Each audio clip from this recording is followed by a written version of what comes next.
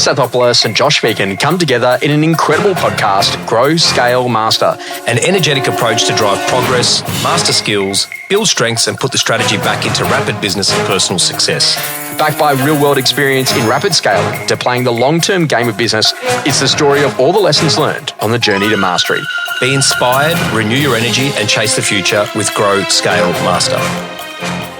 Con, this is like an amazing conversation, and I was reading this story about the All Blacks, and they had this whole idea where they just had DTD written up everywhere they went, and it was like, what sort of team would we need to become to dominate the decade? Oh, I like that. And it made me just think about like the simple clarity about how you can provide such incredible strategic direction for a business or for a sporting team in a really short period of time, but actually just like really just like clarifying exactly what we're here to do. And I love this, that the long-term view is the greatest strategic advantage that's actually hidden in plain sight. Yeah, right. If you think a little about it, like, do you think that people are just way too short-term in how they think about things when they come into a team, when they exit a team, what they do inside of a business, about, you know, whether or not they really have a plan to dominate? Is it just way too short-term and there's not enough like long-term planning of what we're actually here to do? Yeah, I think, yeah, most definitely. I think there's also a lack of planning.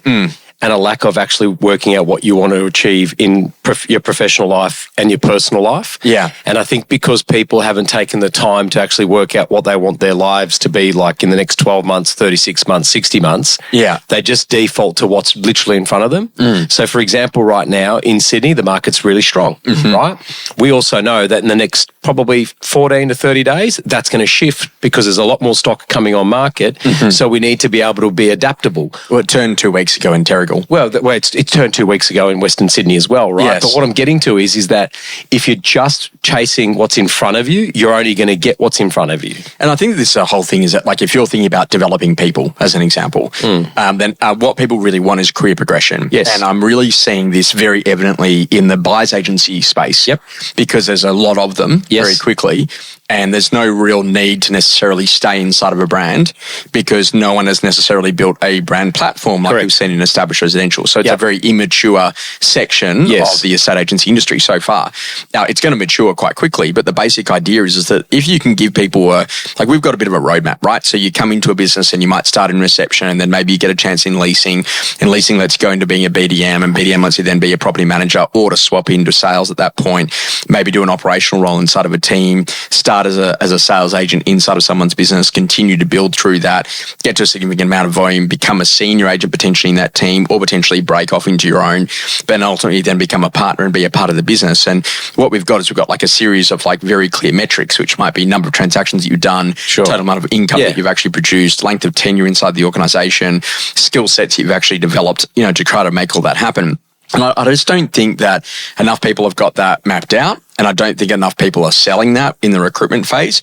And then I don't think that they're actually spending the time to have the training and the development team around their organization to be able to grow people into scale into that component. I completely agree, mate. I think any person that's in your business, in your team, that is worth having, wants to know what the plan is, long-term strategic vision of the business at a macro level, go right down to a micro level, what's in it for me? What do I need to acquire in terms of skill sets, assets, experiences, results to be able to progress my career, and what is the path forward? And I think this is the biggest thing that we lack in this industry is leadership, because we're not leading people. We're not giving them the opportunity to be able to go, hey, here's where you are right now. For you to progress to the next step, these are the 3 key things that we must master. Okay, and mastery looks like X, Y, and Z. And I think that... So do you think the leaders are too much like firefighters? Absolutely. It's rushing and also, of the day. They've never, because they also went through the exact same experience, they don't know how to teach it. So, you know, think about it. You come on board, as you said, you go through property management, maybe leasing, maybe BDM, maybe you come straight in as a lead generator, an associate. You progress to become an agent. You build your own team. You then open up your office. and then you don't know what you're doing from that point forward. And I'm just generalizing here. Yes. So we need to be able to create a place that helps people change their lives, that gives them the opportunity and the platform to be able to go and do something pretty special with their careers. So if you're in a position that you start to think about how you grow and serve your customer base, and you start thinking about doing that for a decade, when we first turned up, I think most people probably had a trainer for like 18 months. Yeah. And I had the view that when I sat down with clientele, I'd said, look, I actually won't start working with you unless we've got a view that this relationship could go a decade and some. So the basic idea is that I've got to grow faster than you, understand the organizational needs, the requirements, the new people that are going to come in, but also to take your most advanced people and do really good stuff with them. And if you allow me to grow and then ultimately I can come to serve the needs, then I'd like the opportunity every year of renewal. And we've now got clients that are like literally sitting at their 17th, if not 18th year of renewals, which is out of control. And the basic foundational idea is that literally if you start thinking about it, I just worked out that I don't want to have to go and chase lots and lots of new stuff when I can be in a position I can serve existing customers that are incredible and help them to build like phenomenal businesses that dominate their marketplaces. Now, if you think about this, most agents, if you think about dominating the decade when it actually comes to serving customers, how does our industry go on past clients? How does it go on the top 100 customers based on spend? How does it go on your top 100 customers based on volume of transactions? How does it go on landlords that have been with you for more than a decade? Have we just got a significant, underbaked approach to loyalty programs? Yes, we absolutely do. So we've orphaned all of them. So my team are on it. I dare say that your daughter would be as well. Yes. But they go to call it the Mecca Beauty Loop. Yep. and what the $1 billion unicorn now. And so now what they do is at least if they spend $1,000, it's Beauty Loop 1. And I think it's like even up to like $5,000 a year. Yeah. And they get free product and they get to go into the store every quarter. And then when they get free product, then they want to buy that product. And then one thing leads to another. Yep. Why haven't we done that? Is it the software's behind? No, it's not the software. I think investment. I think it's the investment and the care. To be frank, I think. So, like, if you had like a dinner with Con or lead agents or the partners, if you're someone who's like a developer or builder, or if, for example, like the future of Western Sydney property breakfast, where you bring all of your investors together. Mate, don't give everyone out my IP. Mate. What are you doing? I've never been invited to the dinner. I know. I think it's a lack of taking the time to actually think about these relationships and how to foster them over the 10-year period, like the dominating decade. Yeah, that's exactly right. And then we get busy in busyness, and the market's up, the market's down. There's COVID, there's a crisis, there's agent left, agent joined. The reality is that most people are leading blind and they're only seeing the next 3 months in front of them. Okay? The businesses that I've experienced and watched and learned from and are continued to be mentored by are the ones that are leading the way by actually having plans for their people and plans for their customers. And so when it comes to like really thinking about like the lifetime value of a customer, like you go and buy your first home, and then maybe you buy your first couple's home, and then maybe if you're lucky enough, you buy another investment property, and maybe you get a slightly bigger home as the kids grow up, and maybe you get another investment property and maybe you downsize. Call that 5 transactions and call that very like minimal number. Let's call it 20 grand a pop. Yes. Like every customer's now 100,000. And if they can refer you to one transaction in every transaction, that's another 100,000. That's $200,000. So basically when I look at it, it's like, well, there's $200,000 worth of value extraction that can happen. But you know what? It's not business that you have to chase. It's a better quality fee. It leads to more referrals. It's a better quality conversation. But ultimately we're too short term in the approach. And how often do you see, I've got a property just up here in my street that actually just come back on the market 3 years ago. I went through it. Yeah, the one, I just saw that. Yeah. And now it's come back on the market. Yeah. And it's just like, man, the agent that sold it to them is not the agent that's representing the current owners right now in the sales campaign. I'm not surprised. Yes. I'm not surprised. We track everything. So we track where all of our leads, our lead sources come from. Last year, how's this? We did, 2,141 odd listings, right? Just off the top of my head. Yes. We sold 533 properties to past clients. Right. Of those 533, 30%, 150 or more, had bought from us in the last 5 years alone. Wow. But yet we still had thousands of hours of letterbox dropping and door knocking and cold calling when we've got maybe 10,000 past clients that we could be nurturing. I think it's all about coming down to strategic plan and vision, but more importantly, it's just taking the time to actually work out. You're right, you're 100%. It's like a landlord. For me, if we lose a landlord, based on preventative loss because our service wasn't good enough. Yes. We lose the profit, we lose the asset value, we lose the resale on that property, and 38% of all of our landlords live in the same region. We lose their principal place of residence too. That's the lifetime value loss is over $50,000. Yes. So if you don't take the time to actually inspect everything that you expect, then you can expect that you're not going to grow at the pace that you can. So this is interesting about making sure that you invest ahead of the curve. If I said to you, okay, great, I want you to go to your sales leadership team tomorrow and I want you to tell me, let's do some research on who the top 100 customers of your business is. So people that have done multi-transactions. And they might be like house flippers or professional investors or maybe builder developers or people that you've done a lot of work with, or land subdivision still a thing in your market. Like that might actually be a thing.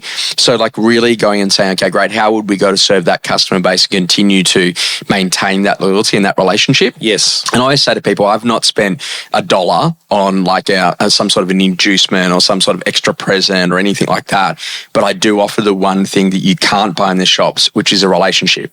Correct. So if you need me, quick SMS, quick phone call, I'll come back to you. I'll get you a resource. I'll get you in front of someone. I'll build something as a part of that. And I think that this is interesting is that organizations have probably got to start to think about, they need to know when to be a fast follower and then they need to know when they need to be an innovator. Yeah. And so I was watching this whole thing about like where, the AI world has gone and how many bets could you have placed so far this year and had no outcome? And losses. Correct. But yet if you just spent the time with your top 100 customers of all time and just had a call list and you rang them once a month or once a quarter, whatever the cadence is, I can guarantee I would have got significant amounts. And so I was with a CEO of a leading business last week and he said to me, like, we are 100%, our whole theme is all about relationship orientation for the course of the next year. And we're talking about that because they really want to make sure that the customer experience that's wrapped around that relationship is everything. Because in a world that's going to go, and he was saying we will outlaw AI making phone calls on our behalf. Yeah. We will be very much human to human, very much connection. Well, they'll end up being the glowing light in their market because everyone else will follow down the easy path because it's easy. But that's not a relationship. That's a transaction. Yes. Like if I want to book my, carpet steam cleaning, sure, I'm okay to speak to an AI bot. AI, you know what it is. Yes. Right. But if I want to have a relationship with someone, yes, I have to have started that conversation and had the permission to be able to continue it. So, what about this whole concept of locking in on a 10-year plan? I love that.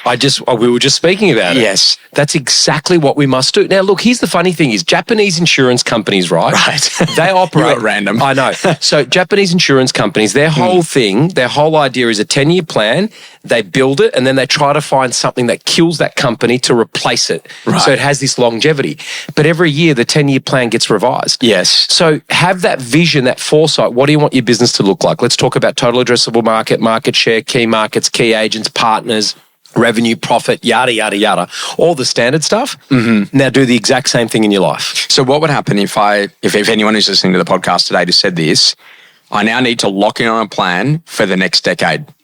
Mm-hmm. This is it. Yep. There's nothing else. Yep. You will find unparalleled levels of clarity, phenomenal amounts of energy, and you'll cut a ton of confusion and challenge out of your life by just doing that. Hallelujah, brother. That is a superpower. Experiences that rapidly shaped you. I was in a position, I was watching a conference recently and Gary Vee was on there and I hadn't seen him for a long time. We've actually seen him speak a few times over in the US. And one little thing that he said is that your actions map your ambitions. Yeah, I like that. So a lot of people kind of reverse engineer, right? So set the ambition and then go back and map the actions. But when you haven't set that, the actions that you're currently undertaking are mapping a future, defined or not. By your actions. So what you start to think about is that if you behave your way to the future, make sure that your actions are mapping to where you want to go. And I thought it was very relevant if you're thinking about a 10-year plan. Yeah. That are my actions mapping on my personal development, my career development, my people development to make sure that I'm building the type of business that I actually really want. Yeah, I like that. One of the things that, it's not an idea. It's more of an experience. I just upgraded my iPhone to the new iOS thing. Look at you. Yeah, that's pretty cool. I did it by myself as well, right? Yeah. Isn't it interesting though? I was looking at it. some of the changes are major. Yes. A lot of them are subtle. Yes. And you only experience it when you get into the app or go through that. Yes. Isn't that the exact same thing that we're just talking about in terms of making these small, subtle changes that compound every single day that make it easier, better experience, better conversation? I thought that was pretty cool. Something that's changing your view. I kind of love this, and building on the theme of today of the dominate the decade, but like when committed replaces what ifs. Yeah. And so like, what if we did that? Or what happens if we did 20-minute opens on apartments? Or what if we actually did midweek auctions and freed up Saturdays? Or what if what happens if you just committed that that's what we're going to do and we're going to make it work? Love that. And I think that's where a lot of wasted energy is that, we could do all of these things. And, kind of the worst thing in training is like, if you just take one thing away, no, hey. Maybe it's actually a reformat to commit to the decade of excellence in service and pricing and knowledge of customer base that changes your entire business and what you can go to produce. Well, you're either interested or you're committed.